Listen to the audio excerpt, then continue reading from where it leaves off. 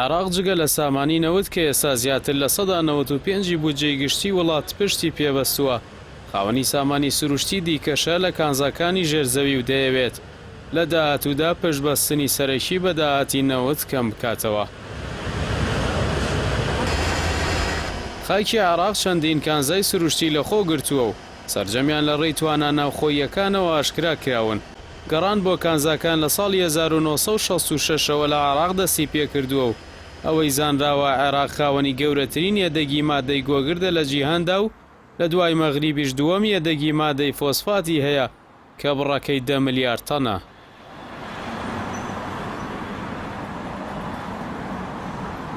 بەپێی راپۆرت و ڕووپێویەکانە عێراق خاوەنی چەندین کانزای گرنگی ژێرزەویە کە لە چەند ناوچەیەکی جیاواز بە ڕێژەیەکی زۆر بوونیان هەیە. پارێزگای ئەمبار یەکێکە لە پارێزگا هەرە دەوڵەمەندەکان لە ڕووی سامانی کانزاییەوە. بە جۆرێک مادەی فۆسفات بە بڕێکی زۆر دەکەوێتە ناوچەکانی خۆراوە. هەروە خاوی یاسن بە شێوەیەکی بەرچاو لە پارێزگاکە بوونی هەیە و بڕەکەی بە 60 ملیۆن تەن دەخەمڵێنرێت، جگە لە بوونی یەدەگێکی زۆری یۆرانیۆم و فۆسفات. مادەی سیلیکاش لە ناوچەی بیابانی خۆراوە بڕەکەی نزیکەی 75 ملیۆن تەنە کە لەسەر شێوەی چینێک لمی ڕەنگ سپی دەردەکەوێت. لەلایەکی دیکەوە هەریەکە لە ئەمبار و نینەوە دوو پارێزگای دەوڵەمەندن بە مادەی زێڕ کە بڕەکەی زیاتر لە 600 ملیۆن تەن. پارێزگای سەلاحەدین خاوەنی 22 ملیۆن تەن کبریتی سۆدیۆمە و ناوچەی ڕەدبەی پارێزگای ئەمباریش خاوەنی نزیکەی 16 ملیۆن تەن مادەی کوارتزایتە.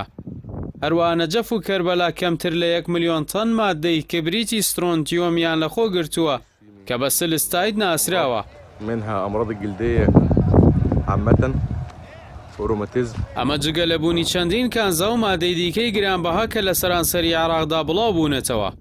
لەوانە شوشە بە 400 ملیۆن مەتر چوارگۆشە و قڕخۆشم لە دووهۆک و سلێمانی بە بڕی 50 ملیۆن تەن و دوولوماید بە بڕی 330 ملیۆن تەن و جبسم بە 130 ملیۆن تەن و کلس بە 8 ملیار تەن و زی و برۆکسایت و مس و چەندین کانزای دیکە کە ئەگەر گرنگی بە دەرێنانی بدرێت و پیشەسازی ورد و جیهانیان بۆ بخرێتە گەڕ بەهەکەیان زیاتر دەبێت لە بەهای نەوت کە کەمبوونەوەی بڕ و خواز لە سەری و دابەزینی نرخەکەی مەترسی دروست کردووە.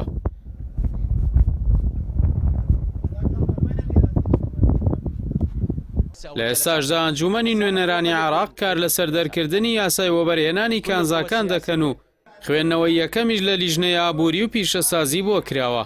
ئەمەش لە کاتێکدایە بەپێ ئەو پلانە درێژخایەنەی کە حکوومەتی عێراق لە ساڵی 1970 دایناوە بۆ وڵاتەکە وەبەرهێنانی سەرجەم سەرچاوەکان زای و غازیەکانی عێراق بۆ نەوەکانی داهاتوو لە دوای ساڵی 2050 تەرخان کراوە.